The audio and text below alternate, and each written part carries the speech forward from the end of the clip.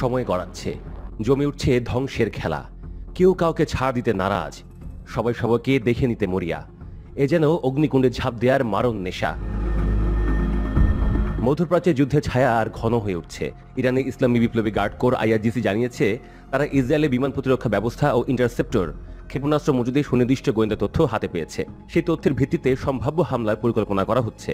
একই সঙ্গে যুক্তরাষ্ট্রকে সরাসরি হুঁশিয়ারি দিয়ে জানানো হয়েছে, যুদ্ধের ময়দানে আমেরিকার প্রবেশ মানেই পশ্চিম এশিয়া জুড়ে ভয়াবহ অস্থিরতা। শনিবার ইরানি এক জ্যেষ্ঠ সেনা কর্মকর্তা এক গণমাধ্যমকে দেওয়া সাক্ষাৎকারে বলেন, আমরা জানি কোথায় কতটুকু ইন্টারসেপ্টর মজুদ আছে। আমাদের মিসাইলগুলো সেগুলোকে টার্গেট করে ধ্বংস করতে প্রস্তুত। ইসরায়েল সম্প্রতি ইরানের বিরুদ্ধে একতরফা সামরিক আগ্রাসন শুরু করেছে। গত এক সপ্তাহে ওই হামলায় 4 শতাধিক মানুষ নিহত হয়েছে, যাদের বেশিরভাগই সাধারণ মানুষ। এই ঘটনার জবাবে ইরান শুরু করেছে অপারেশন ট্রু প্রমিস 3, যার একাধিক ধাপে ইসরায়েলের প্রতিরক্ষা ব্যবস্থাকে ভেঙে চুরমার করে দেওয়া হয়েছে বলে দাবি করছে তেহরান। বিশ্লেষকদের মতে, ইরানের ক্ষেপণাস্ত্রগুলো এতটাই উন্নত, এতটাই নির্ভুল যে ইসরায়েলের বহুস্তরীয় আকাশ প্রতিরক্ষা ব্যবস্থা সেগুলোকে ঠেকাতে ব্যর্থ হয়েছে। অনেক নতুন প্রজন্মের মিসাইল এই প্রথমবারের মতো যুদ্ধক্ষেত্রে ব্যবহৃত হয়েছে।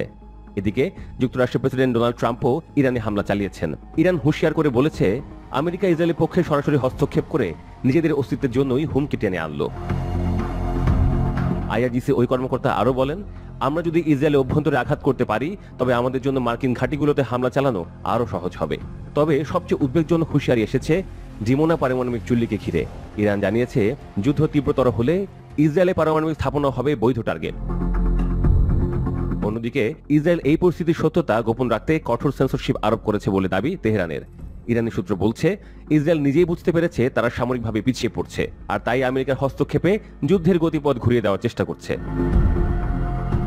তবে পরিস্থিতি যেভাবে এগোচ্ছে তাতে আশঙ্কা বাড়ছে, এই যুদ্ধ এখন আর ইরান ও ইসরায়েলের মধ্যে সীমাবদ্ধ থাকছে না।